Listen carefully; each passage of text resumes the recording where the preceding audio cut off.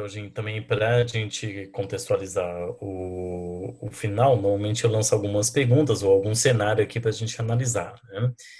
Se vocês me permitem já caminhar também para o final da nossa meeting, Sim. mas eu gostaria de verificar, Jorginho, no seu pensamento aí, na atual situação, ah, politicamente falando, como está sendo o relacionamento entre a esfera federal e as demais esferas, politicamente falando, como que você poderia analisar dessa maneira também? Olha, a gente teve, assim, já falamos agora um pouco da questão do Brasil ter relutado, né? A gente internalizou a questão do coronavírus de maneira errada, né? Acabou tendo um choque de autoridades aí entre os governadores e prefeitos com o governo federal, com a presidência da República. O presidente adotou e ainda defende de uma forma um pouco mais branda, mas ainda assim se mantém intransigente na defesa de que a prioridade é não se não agora o último discurso dele talvez tenha sido amenizando isso, mas ele defendeu abertamente a nossa prioridade é a gente poder sair para trabalhar, né? E isso pode até ser que seja um discurso que faça sentido até futuramente para a população, porque uma dos sintomas de uma recessão econômica, além da vulnerabilidade de todas as condições de saúde, não só de saúde, as condições sociais pioram, né? Você tem aumento de desemprego, empobrecimento da população, você tem a diminuição da arrecadação e, consequentemente, piora na qualidade do serviço público. Você também tem um aspecto da vulnerabilidade ideológica. Eu acho que isso é algo... Eu não tenho visto o pessoal falando muito, mas, assim, talvez o governo federal tenha feito uma aposta relacionada à questão mesmo do impulso populista, de que futuramente vai ser dito o seguinte: olha, lembra lá em 2020 que eu falei que a gente ia ter essa história de se isolar, ia fazer muita gente perder o emprego? Para muita gente que vai estar desempregada, esse discurso vai fazer sentido. Lógico, é um discurso macabro, porque ele desconsidera a morte e a piora na saúde de muita gente. Mas é apostando de que o futuro, já que há a recessão, a população que vai sofrer, a população que vai ficar empobrecida, desempregada, vai estar sujeita a acreditar nisso. De que, olha, isso foi culpa do pessoal que quis se isolar e que agora me causou desemprego. Aquela coisa de E que o procurar presidente estava certo em voltar a trabalhar e olha, não continuar lá isolado, né? atrás eu avisei, eu não falei para vocês que essa história de isolamento era ruim, porque ia prejudicar o camelô, o informal e etc. Então, assim, é um discurso que hoje ele está sendo muito criticado. E as pessoas engajadas, os formadores de opinião, tiveram um consenso absoluto. E o governo federal hoje, o presidente da República, está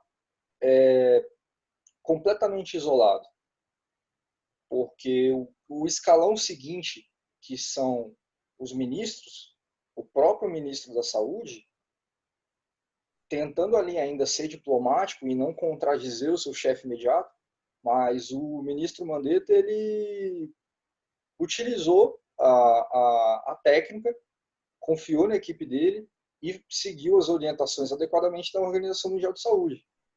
Então, assim, o mundo inteiro, está todo mundo caminhando no sentido de tomar medidas de contenção, os países utilizarem a reserva pública para poder intervir na economia, para poder segurar a onda da galera que está sem renda nesse curto prazo. Mas e talvez tenha um limite para isso, né, gente? A Tem gente não limite. consegue, o governo não consegue segurar a onda por si só, enfim, durante 6 meses a um ano, por exemplo. Outro dia nós estávamos avaliando a questão de cash buffer, né? Então você tem os dias, por exemplo, que negócios, né, permitem aportar ainda a questão de sobrevivência, né? Então, nós temos primeiramente restaurantes fechando em 10 a 15 dias, eu diria muitas vezes até em uma semana menos aqui no Brasil. E a longo prazo, mais a questão de imóveis, né? Uma questão mais imobiliária. Então, questão de aluguéis de imóveis, etc., que vão ser afetados também. Então, existem dias, Então, né? E isso chegava a um mês e meio, né? Mais ou menos, né? Dias de cash buffer, né? De capital de empresa, né? De caixa da empresa, aguentando todas aquelas quebras, né? Diariamente.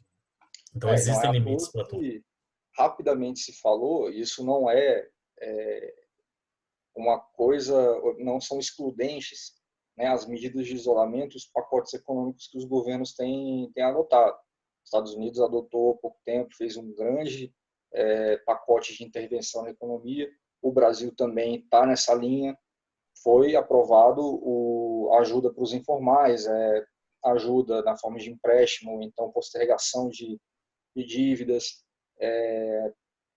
Tem sido uma bandeira essa questão política para poder principalmente proteger os microempresários e os trabalhadores que vão sofrer no bolso com isso. Que, por sinal, as microempresas, as pequenas e médias empresas são as que mais empregam, não as maiores, né? Então, Sim, imagina que e nós sempre vamos se ter uma soube quebra, disso. Tanto um que fechamento. o governo está atuando nisso. Nesse ponto, assim, é uma preocupação muito grande, porque sabe que emprego é comida dentro de casa, né? Ninguém está negligenciando isso. Mas, assim, isso não justifica o presidente da República, como está sendo criticado pelo mundo todo. Não dá para a gente deixar de comentar isso aqui, né, se for perguntar por questão política, porque o que ele acabou de fazer com o discurso do secretário-geral, do presidente da Organização Mundial de Saúde, né, a questão dele ter pego um pedaço do discurso dele e utilizado, na verdade, para tentar defender justamente o oposto, né? O presidente Bolsonaro insistiu na política de não isolamento. Ele é um voto vencido dentro da equipe do governo, porque você tem o Mandetta, que é uma autoridade que tem ali resistido a essa pressão, né? Tem feito absorvido essa pressão da ala mais radical do governo. E você tem outros ministros. O próprio ministro da Economia já ele sabe da crise na saúde. Ninguém nega isso. O discurso do ministro, do presidente da OMS era nesse sentido. Ele falou, olha, a gente sabe que as pessoas vão perder o emprego. É por isso que a gente precisa que o governo ajude essas pessoas, para que a gente possa manter o isolamento. A linha de raciocínio foi essa. E aí o presidente da República, o filho, o Eduardo Bolsonaro, o deputado, eles pegaram a parte do discurso que fala as pessoas precisam de dinheiro, o governo precisa reconhecer isso, e utilizaram como argumento, falou, olha, tá vendo? Ele está sendo a favor de afrouxar o isolamento. O nome disso é desinformação. Então, assim, a mídia, no geral, o presidente brasileiro foi considerado a pior autoridade em se tratando do coronavírus para poder ser uma figura que o que a gente esperava, né?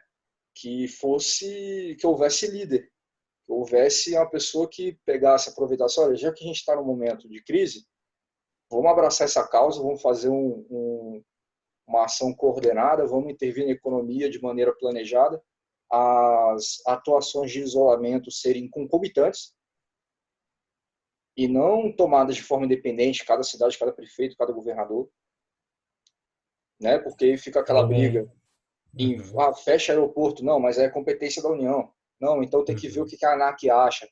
Esses rateamentos para o governo atuar, que foram o grande vexame no Brasil.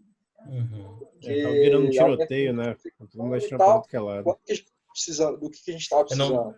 Não teve uma ação muito bem alinhada em conjunto, né? Cada um foi tendo a sua Além do independência ali. vai e volta, né? Por exemplo, que nem o próprio governador do Rio, que uma hora falou, tava em apoio ao isolamento, aí depois sentiu uma pressão do governo por causa do estado estar quebrado, aí falou, Voltou não, então atrás, vamos, né? aí voltou atrás, voltou de novo. Então existe Uhum, um uhum. desalinhamento muito grande, um tiroteio assim de cego, entendeu? E realmente, é o que você está Jorge, falando. Jorginho, para Que eu tinha finalizar, para adicionar aí como termo da questão política, assim, a gente teve essa fase de transição que provavelmente nos rendeu aí uma boa quantidade de infecções, mas os governos aparentemente têm adotado as medidas que são o que está sendo recomendado, e daqui para frente o que a gente vai precisar muito é de união, é de a galera saber trabalhar junto, a sociedade civil. Isso não é uma vocação no Brasil. A gente não tem como, por exemplo, a Inglaterra tem uma sociedade civil que é muito unida, né? Eu acho que os acontecimentos da história deles são completamente diferentes dos nossos e tem os motivos de ser diferentes, né? Mas a gente sabe que eles têm um senso de união muito grande. A sociedade civil fala até mais alto do que o governo. O Brasil não. O Brasil a gente está numa realidade que a gente depende do governo para tudo, né? A gente precisa que o governo faça tudo. E nesse momento de necessidade, infelizmente, a gente vai ficar na mão em alguns momentos. Mas eu acho que o Ministério da Saúde, depois de todo esse bate-cabeça do governo nesse primeiro mês, unificou as forças e agora a gente tem governo federal, estaduais e municipais trabalhando na mesma direção, aí é uma questão de conseguir implementar. Né? Mas a gente vai ainda no campo político ficar vendo esses episódios de loucura. E é aquela coisa assim de ficar, né, às vezes bobo por conta da intransigência de atores políticos que estão pensando na questão da popularidade, né, em qual que é o discurso que vai me agregar ano que vem, daqui a 2 anos. Será que hoje eu defender contra tudo e contra todos, que tem que afrouxar porque o pessoal tem que trabalhar, daqui a um ano, isso pode fazer sentido para um lado da população que é vulnerável também de forma ideológica. A vulnerabilidade ideológica, porque o pessoal mais pobre, com mais desinformação, mais desesperado no final das contas, pessoas que perderam muita coisa, estão sujeitas a ideias idiotas. Tipo, os políticos Infelizmente, essa é a se realidade. garantindo em 2022, vamos dizer assim, né? Talvez seja esse eu espero que isso não seja um grande plano. Eu espero que isso não seja né, também não vamos ceder à tendência da teoria da conspiração. Mas essa disputa não pode ser o lado da saúde contra o lado da economia. São dois lados de um mesmo problema, elas a pandemia do andam coronavírus. em comum. E Talvez aí talvez a a crise galera vai seja torcer. realmente a saúde, né, que reflete na economia e essa reflexão realmente exige Isso. que os dois andem em conjunto, né?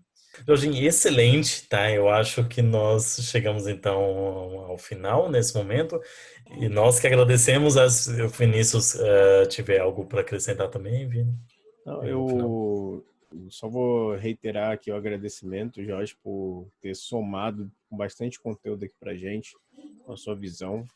E sempre que quiser, você será bem-vindo ao Keep Talking, tá, Jorge? Valeu. Com Obrigado, certeza. galera. Você quer Nós dar que uma mensagem de agradecemos. encerramento também? Alguma coisa? Você quer passar uma informação para o pessoal, tipo finalizando, alguma dica, algum pensamento sobre tudo que a gente falou aqui, só para encerrar? Cara, eu queria desejar para todo mundo que a gente tenha saúde. Pô, desejar para cada um que assista o vídeo aí que o pior não aconteça com a família, a gente consiga superar esse momento de crise aí, se contar com todas as forças do universo aí para não ser infectado, se for infectado para não morrer, e se até a pessoa que morrer não sofrer. Acho que a gente desejar o melhor para o ser humano. Infelizmente a gente sabe que muita coisa ruim está para acontecer, mas o que a gente puder desejar de melhor para todo mundo aí, é esse o desejo. A mensagem final é a gente ter esperança de que isso vai passar. Como tantas outras pandemias, como tantos outros problemas que a gente já viu na história da humanidade, a gente viu que ela passa. Então, vamos manter firme aí, cada um na tua fé, desejar para todo mundo aí boas energias, cuidar, vamos tentar manter o máximo de isolamento, conscientizar todo mundo que a gente puder, utilizar aí as informações da melhor forma possível. Eu vi, para complementar e finalizar também de uma maneira um pouco mais extrovertida, saiu outro dia algumas determinações, se eu não me engano, do governo lá de Hong Kong ou de Taiwan, ali na Ásia, ali próximo da China, e algumas indicações que vão passar sobre a obrigatoriedade, né, dentro da sociedade. Dentre elas, além de distanciamento social, isolamento, etc., a prática de exercícios físicos, tá? Dormir bem e evitar o consumo de álcool em excesso, tá? Então, aí não. A não ser que seja álcool em gel. E álcool em gel pode, agora o custo de álcool. Temos algumas outras sugestões aí para seguir que podem vir a ser obrigatórias aí. O maluco do Irã lá, velho, que bebeu álcool puro e morreu. Então, maneirar aí. Álcool em gel é para passar na mão. Na mão. Nem no cabelo, é na mão. Não é para tomar, não é para botar fogo na casa. É isso aí. Muito obrigado então, viu, Jorginho? Você é sempre bem-vindo aí ao Keep Talking e nós continuamos, né? Em breve aí, novos vídeos aí no canal também. Aí em breve também, eu imagino que a gente possa lançar a live, viu, Jorginho? Você já está sendo super convidado aqui, eu imagino que é o primeiro momento até a gente gravar uma live aí, a gente ao vivo mesmo para todo mundo assistir, fazer algo um pouco mais ao vivo e que as pessoas possam também participar. Da maneira. Aí dá pra, a gente pode, não tem como parar, né? Falar assim, ó, peraí, vamos reformular. Não tem. A cada dia que passa nós temos novidades. Né? Isso, e as pessoas vão fazendo perguntas. A gente também está sujeito a várias perguntas que talvez a gente nem saiba responder, mas a gente vai firme e forte seguindo. A gente vai se preparando aí para a live. Mas valeu. Obrigado a todos que estão assistindo. Um abraço. Um abraço, valeu, Jorge. Um abraço.